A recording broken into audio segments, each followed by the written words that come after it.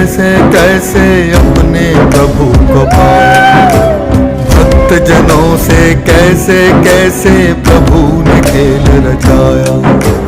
भक्त और भगवान के प्रेम का दर्शाती नाता,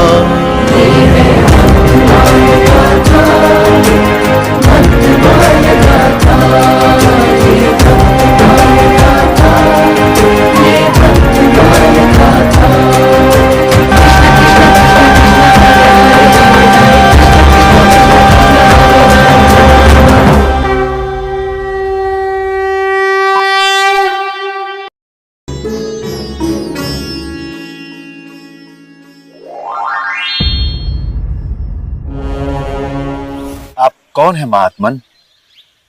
अपना परिचय दीजिए। मेरा नाम योग श्री मुनि है। एक पाप के परिणाम स्वरूप मुझे सर्प योनि प्राप्त हुई। आपने ऐसा कौन सा पाप किया था जिससे आपको सर्प योनि मिली? मैं भजन, पूजा पाठ, गुरु सेवा सब कुछ करता था। संतों और भगवान की सेवा हेतु मुझे लोगों से कुछ धन प्राप्त हुआ था,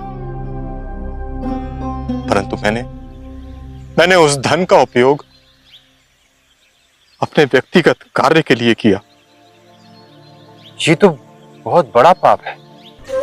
हे मेरे राम जी, मुझे तो आपके परम भक्त हनुमान जी से वरदान प्राप्त हुआ है कि मुझे राजा के रूप में आपके दर्शन करने हैं। मेरी मनोकामना कब पूर्ण होगी?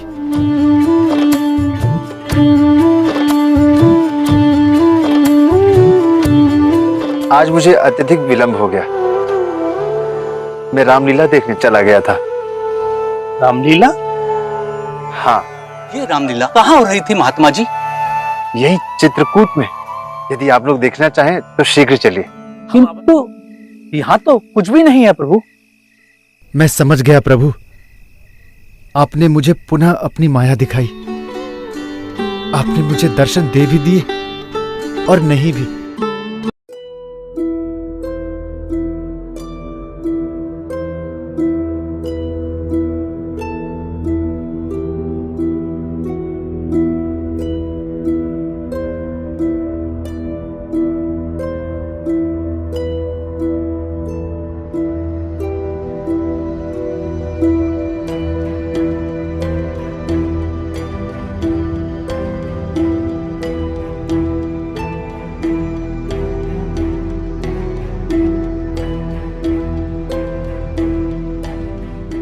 हे प्रभु, हे संकट मोचन हनुमान, मुझे दर्शन दीजिए प्रभु, मुझे दर्शन दीजिए।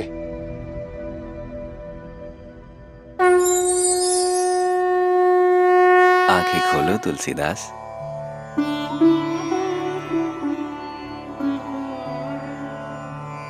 प्रणाम प्रभु। कहो, मुझे कैसे याद किया? हे संकट मोचन हनुमान, मेरा मन बहुत व्यथित है। आप सदैव मेरे मनोकामनाओं को पूर्ण करते हैं, किंतु इस प्रकार करते हैं कि मध्य में एक पर्दा रह जाता है। मेरे आराध्य प्रभु श्री राम मेरे सम्मुख तो आते हैं, परंतु मैं उन्हें पहचान नहीं पाता।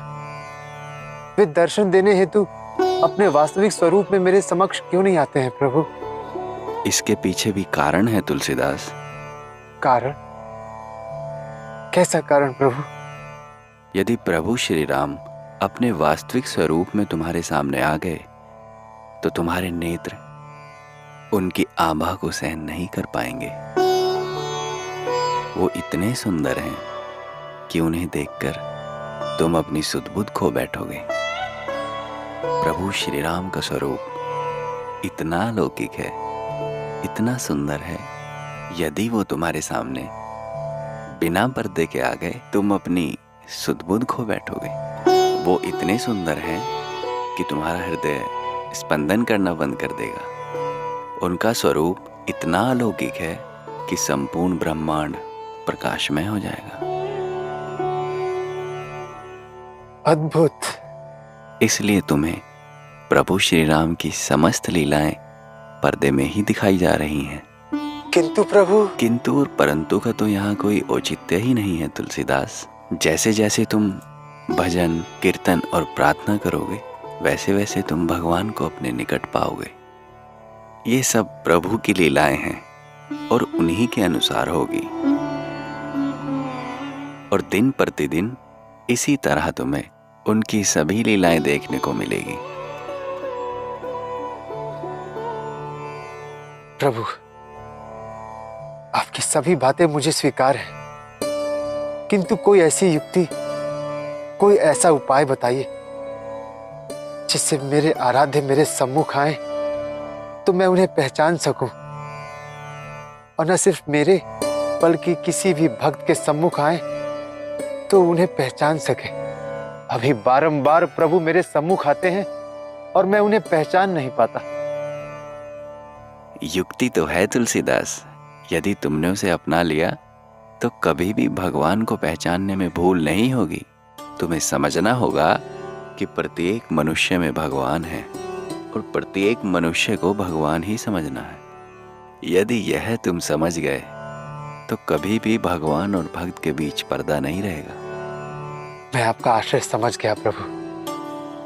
आज के पश्चात मैं सभी में प्रभु श्री राम के ही दर्शन करूंगा।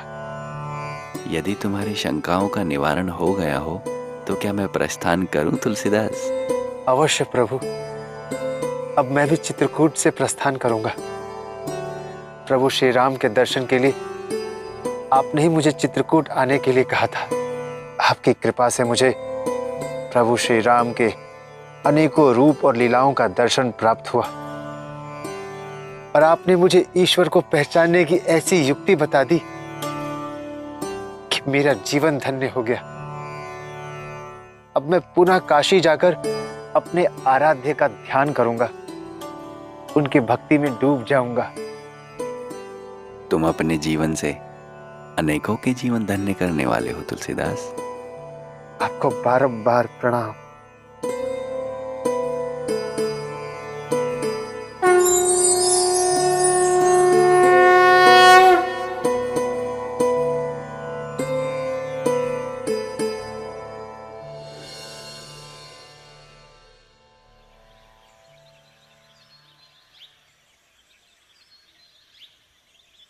ईश्वर की इच्छा से अब मैं काशी से प्रस्थान कर रहा हूं।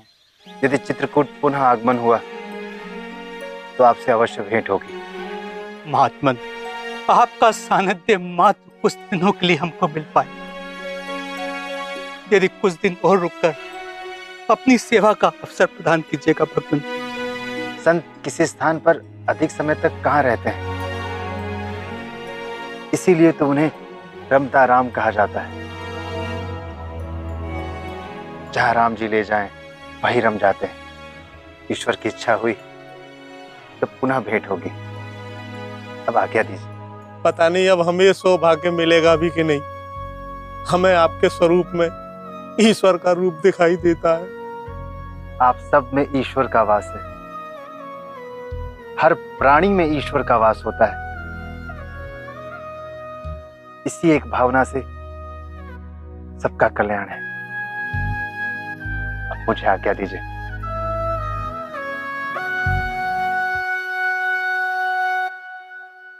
ईश्वर सबका कल्याण करे।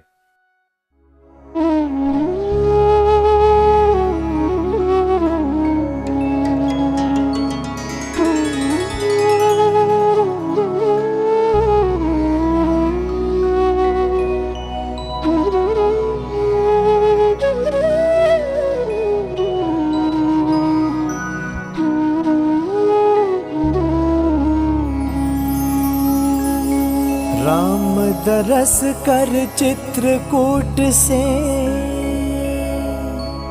तुलसी करे प्रवास। हर प्राणी में ईश्वर बसते, मन में ये विश्वास। विश्वनाथ महादेव बुलाते है अब अपने पास। चलते चलते पहुँच गए काशी तुलसीदास। राम दरस कर चित्रकूट से तुलसी करे प्रवास।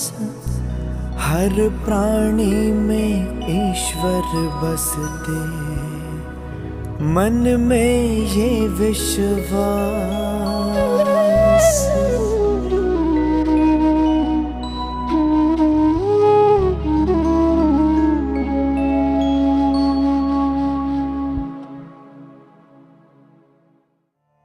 महात्मन, जब मैं चित्रकूट जा रहा था, आप बहुत चिंतित थे,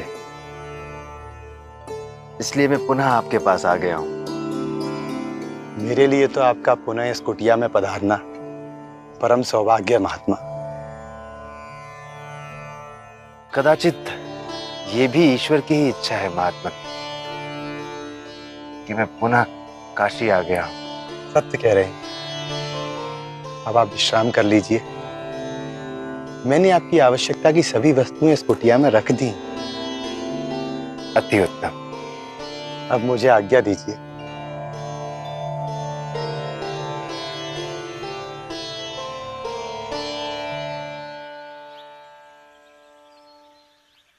राम राम, मैं हत्यारा हूँ, मुझे भिक्षा दीजिए। राम राम, मैं हत्यारा हूँ, मुझे भिक्षा दीजिए। राम राम, मैं हत्यारा हूँ, मुझे भिक्षा दीजिए। कौन है ये व्यक्ति जो कह रहा है मैं हत्यारा हूं और साथ में राम राम भी बोल रहा है?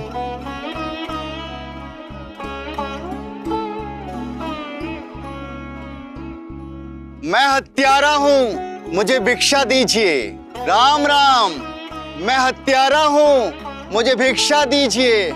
मैं हत्यारा हूँ, मुझे भिक्षा, मैं हत्यारा हूँ, मुझे भिक्षा दीजिए। कौन है आप और इस प्रकार भिक्षा क्यों मांग रहे हैं?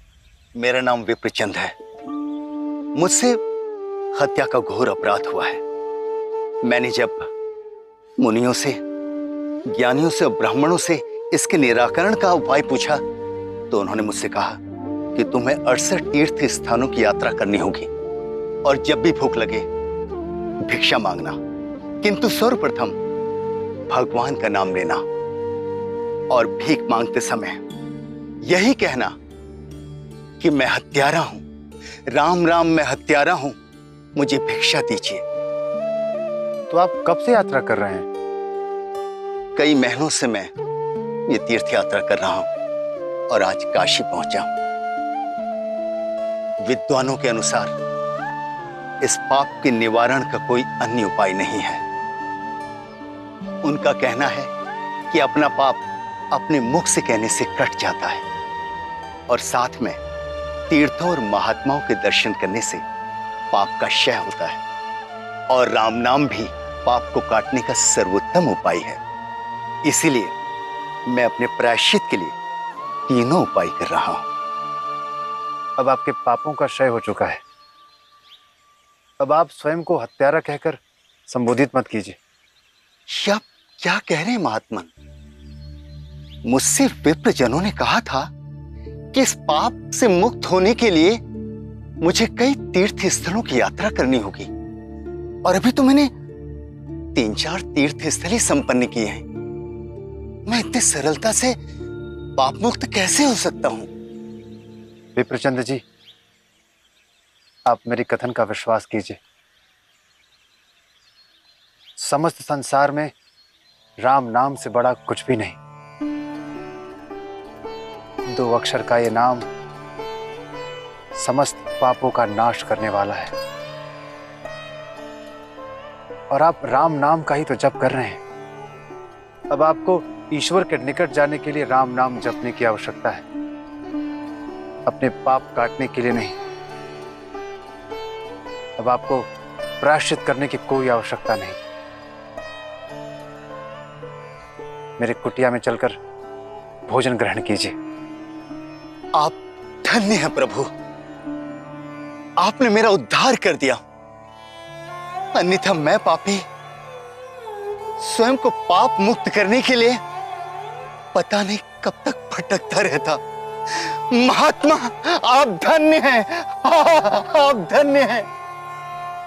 विप्रचंद्र जी, ऐसा मत कहिए। आपका उद्धार मैंने नहीं, श्री राम के नाम ने किया है। आपने अनगिनत बार अपने मुख से श्री राम का नाम लिया है। अब आप पापों से विमुक्त हो चुके हैं। आइए, मेरी कुटिया में पधारकर भोजन ग्रहण कीजिए। आइए।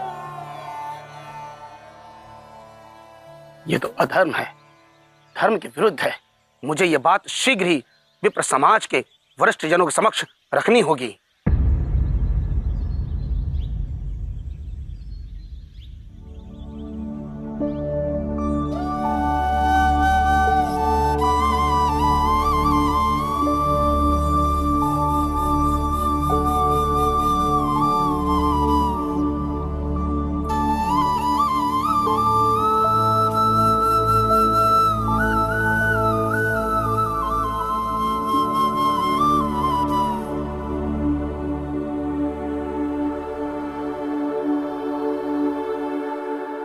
ये तो घोर अपराध और धर्म के विरुद्ध है। गोस्वामी तुलसीदास हमारी धार्मिक भावनाओं के विरुद्ध जाकर ऐसा करेंगे, ये तो कदापि नहीं सोचा। अरे पंडित जी, जैसे ही मैंने सुना मैं तो शीघ्र ही आपके पास चला आया। आप काशी में विप्र समाज के मुखिया हैं, आपको इस विषय पर उचित निर्णय लेना ही होगा। हाँ पंडित जी, ये हमारी कई युगों की न्याय व्यवस्था है और यदि इसके विरुद्ध कोई जाएगा तो हम कदापि सहन नहीं कर सकते। उचित कहा आपने। गोस्वामी तुलसीदास को इसका परिणाम भुगतना ही होगा। हम सब उनके निवास पर चलते हैं। अभी विप्रचंद भी वही होगा। उचित कहते हैं आप, शीघ्र ही उनके यहाँ पर चलते हैं। चलिए। बहुत स्वादिष्ट भोजन था महात्मन। मुझे तो जीवन में ऐसा याद भी नहीं कि कभी मैंने ऐसा भोजन पूर्व में किया था। मैं आपका सदैव ऋणी रहूंगा। ये मेरा नवजीवन है।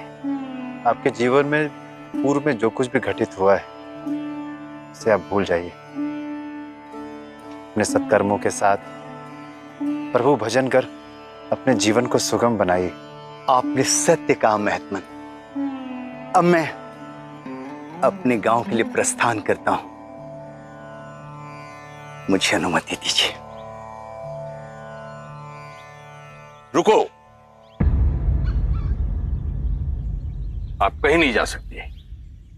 आपने हमारी धार्मिक आस्था और सनातन न्याय व्यवस्था के ऊपर कुठाराघात किया है। मैंने ऐसा क्या किया? अनभिज्ञ बनने का प्रयास मत कीजिए गोस्वामी जी। आपने प्रायश्चित पूर्ण किए बिना हत्यारे के साथ सहभोजन किया है, इसलिए हम आपको समाज से बहिष्कृत करते हैं। पंडित जी का कथन सत्य है। मैंने स्वयं आपके मुख से समस्त बातें सुनी हैं। आप दोनों ने एक साथ भोजन किया है। आपने जो सुना है वो सत्य है, किंतु जो मैंने सुना है वो परम सत्य है। आपने क्या सुना है? राम नाम। समस्त ब्रह्मांड में राम नाम से बड़ा कुछ भी नहीं। यदि कोई एक बार भी राम का नाम ले ले तो समस्त पापों से मुक्त हो जाता है। किंतु विप्रचंद जी ने तो मेरे सम्मुख 2 बार राम का नाम लिया है, तो पापों से विमुक्त हो चुके हैं। ऐसा कदापि नहीं हो सकता। ये सनातन व्यवस्था के विरुद्ध है। प्रभु का नाम एक तारक मंत्र है और ये शास्त्र प्रमाणित है कि यदि कोई सच्चे हृदय से प्रभु का नाम ले तो ब्रह्म हत्या जैसे पाप से भी वो मुक्त हो जाता है। प्रभु श्री राम में जितनी शक्ति है उतनी ही शक्ति प्रभु के नाम में भी है। आपने भगवान नाम की महिमा शास्त्रों में तो पढ़ी है, किंतु उसे मानते नहीं। आपने ऐसा कैसे कह दिया कि हम प्रभु नाम की महिमा को नहीं मानते? प्रभु नाम की महिमा की शक्ति के विषय में हम भली भांति जानते हैं, किंतु ये हत्या के पाप से मुक्त हो गया, ये कैसे सिद्ध होगा? हाँ, इसका क्या प्रमाण है, आप बताइए। आपको क्या प्रमाण चाहिए? ये पवित्र कैसे होगा, ये आपको सिद्ध करना होगा। आप मुझे विधि बताइए कि किस प्रकार सिद्ध होगा। यदि विप्रचंद पवित्र है तो हम इसके हाथों में भोजन की थाली रखेंगे और ज्ञानवापी मंदिर में जो नंदीश्वर भगवान का विग्रह है उनके सामने जाकर इसको भोग लगाने के लिए बोलना होगा। और यदि नंदीश्वर भगवान ने विप्रचंद्र के कहने से वो प्रसाद खा लिया तो हम इसको पवित्र मान लेंगे, और प्रसाद नहीं खाया तो इसके साथ साथ आपको भी समाज से बहिष्कृत कर देंगे।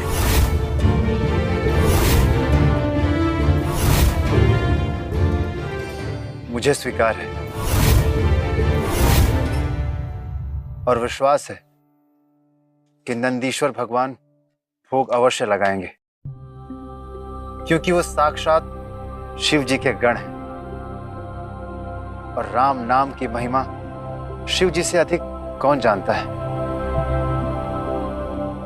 आपके लिए वो केवल एक मूर्ति होगी, किंतु मेरे लिए वो साक्षात शिव जी के गण हैं। उचित है तो प्रातःकाल का समय निश्चित करते हैं और हम सब के सब नंदीश्वर भगवान के समक्ष उपस्थित होंगे और आपकी कही बात वहीं पर सार्थक साबित होगी। उचित है।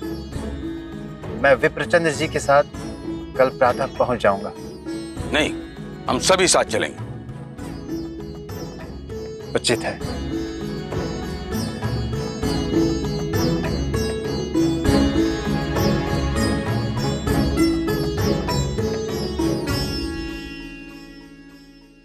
पंडित जी, इस बात से हम आपका आशय समझ नहीं पाए। भगवान नंदीश्वर के समक्ष गोस्वामी तुलसीदास की बात तो असत्य सिद्ध होगी। भला एक मूर्ति भोग कैसे ग्रहण कर सकती है? इसीलिए तो मैंने प्रामाणिकता का ऐसा आधार रखा है कि तुलसीदास कल ही काशी के समस्त विद्वानों के सामने अपमानित भी होंगे और असत्य भी सिद्ध होंगे। परंतु पंडित जी, इससे हमें क्या लाभ होगा? लाभ काशी के समस्त विप्र समाज के मान प्रतिष्ठा और सम्मान के लिए ये अत्यंत आवश्यक है। गोस्वामी तुलसीदास की लोकप्रियता धीरे धीरे बढ़ती ही जा रही है। यदि ऐसा ही रहा तो भविष्य में हम सबके सामने बहुत बड़ा संकट उत्पन्न हो सकता है, जिसका निवारण करना आज ही अत्यंत आवश्यक है। आप सत्य कह रहे हैं पंडित जी। हमें अपनी प्रतिष्ठा बनाए रखने के लिए ऐसा करना आवश्यक है। उचित कहा आपने। तुलसीदास बाहर से आए हुए ब्राह्मण हैं और हम कई वर्षों से यहाँ रह रहे हैं। हमारी कई पीढ़ियों ने यहाँ धीरे धीरे मान सम्मान प्राप्त किया है। कोई बाहर से आकर हमारा अधिकार छीनने का प्रयास करेगा और हम चुपचाप रहेंगे, उसके लिए भी कोई उपाय आवश्यक है। परंतु पंडित जी, एक बात समझ में नहीं आ रही। ज्ञानवापी में नंदेश्वर भगवान का विग्रह रूप है, वो भला भोग कैसे ग्रहण कर सकती है? और तुलसीदास जी इस बात को जानते हुए भी हमारे प्रस्ताव का विरोध नहीं कर रहे। इसी को कहते हैं विनाश काले विपरीत बुद्धि।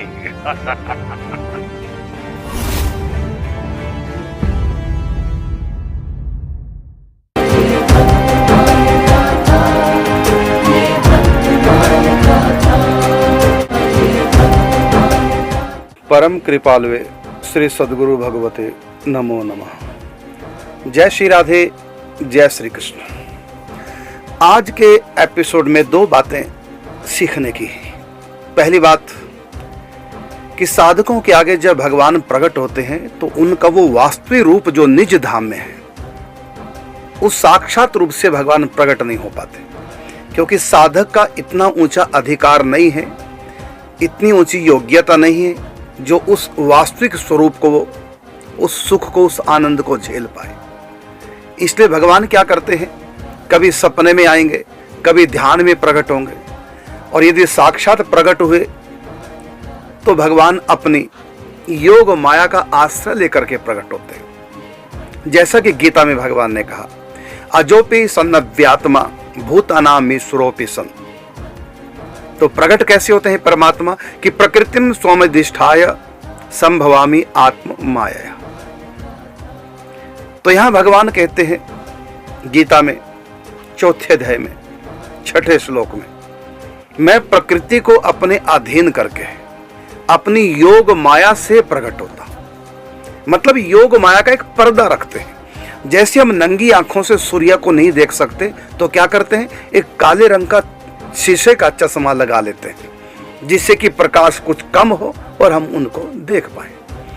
तो वास्तव में जो भगवान का स्वरूप है, जैसा कि हनुमान जी के माध्यम से आपने श्रवण किया, तो इस प्रकार भगवान योग माया से प्रकट होते हैं। हाँ, साधक अपना ज्यों ज्यों साधना के द्वारा, जब चिंतन के द्वारा अपना अधिकार बढ़ाता जाएगा, त्यों त्यों वो पर्दा हटता चला जाएगा।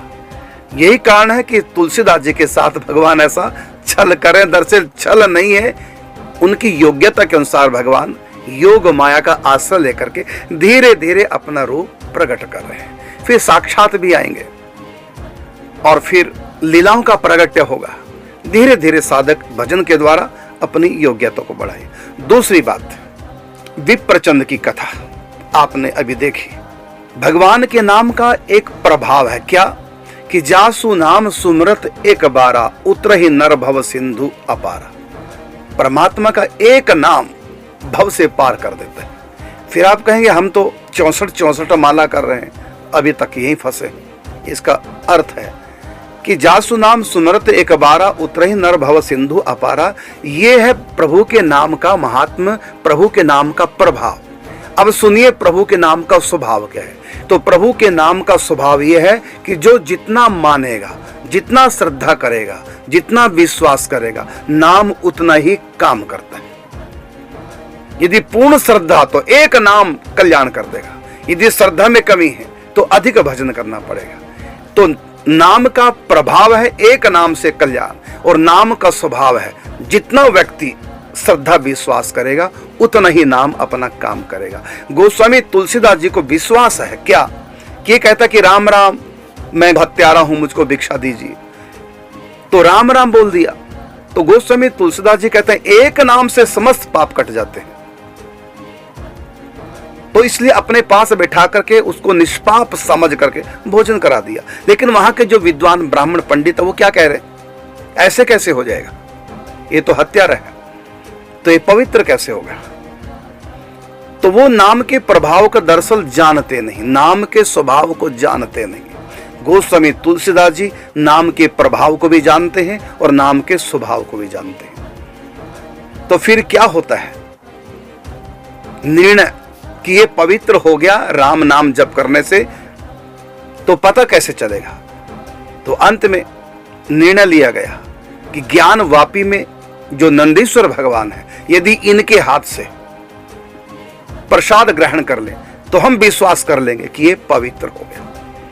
अब कैसे आगे लीला होगी तो ये तो आप कल ही देखेंगे। लेकिन ये नाम का प्रभाव देखिए, विश्वास की बात है।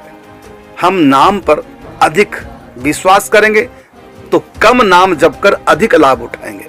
यदि नाम पर विश्वास कम होगा तो अधिक जप करके भी हम कम ही लाभ उठाएंगे। इसलिए हमको नाम का महात्म श्रवण करना चाहिए और श्रवण किए महात्म पे पूर्ण विश्वास करना चाहिए। और ये विश्वास कब होगा, जब पुण्यों की अधिकता होगी, क्योंकि पापियों का विश्वास नहीं हो पाता। गोस्वामी तुलसीदास जी जैसे पवित्र हैं ऐसे वो थोड़ी थे, इसलिए उनका विश्वास नहीं हो पाया।